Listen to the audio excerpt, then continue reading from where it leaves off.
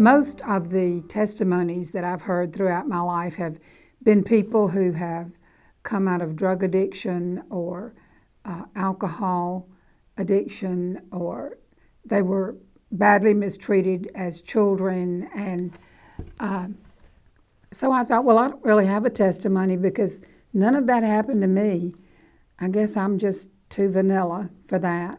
So it was after I got older that I looked back over my life and I saw, wow, I see God's fingerprints everywhere, so maybe I do have a testimony after all.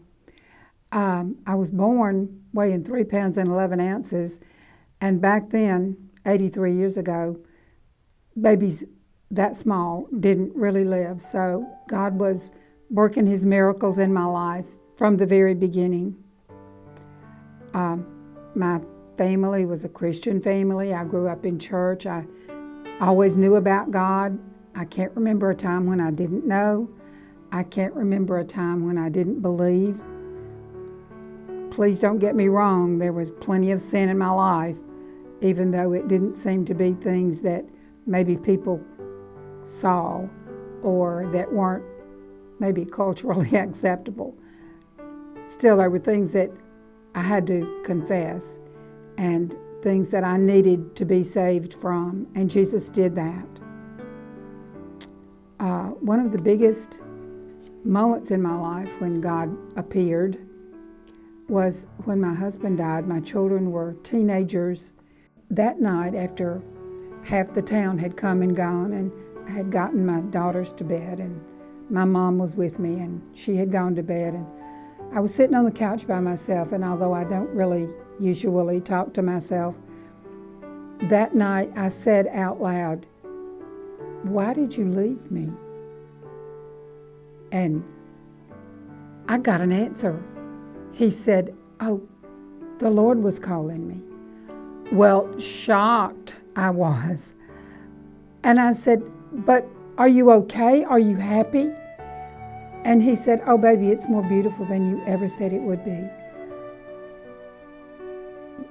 "But I need you," I said. "I need you. I need you here." And he said, "The Lord is in control." "What am I going to do without you?" "The Lord is in control of everything." He told me that 3 more times. That was why the Lord let him visit me that night. It wasn't an audible voice, you understand it, but it was so loud in my head that I knew it was real.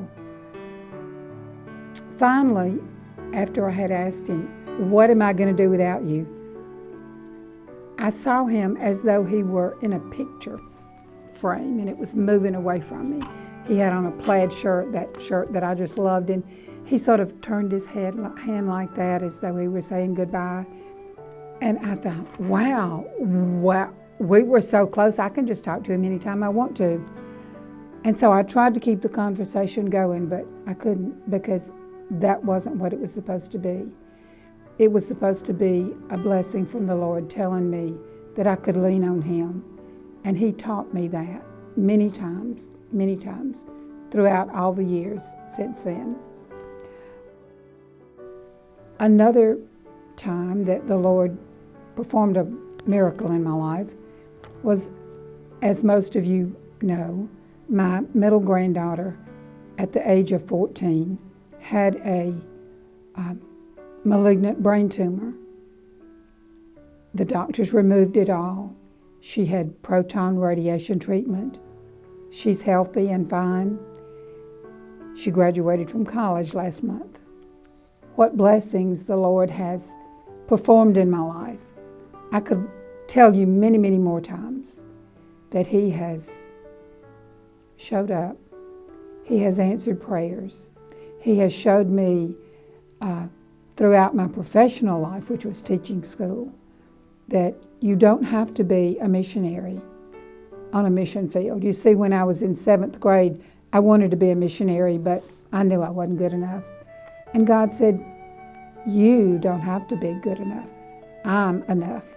And so here is your mission field." And He has done that throughout my life.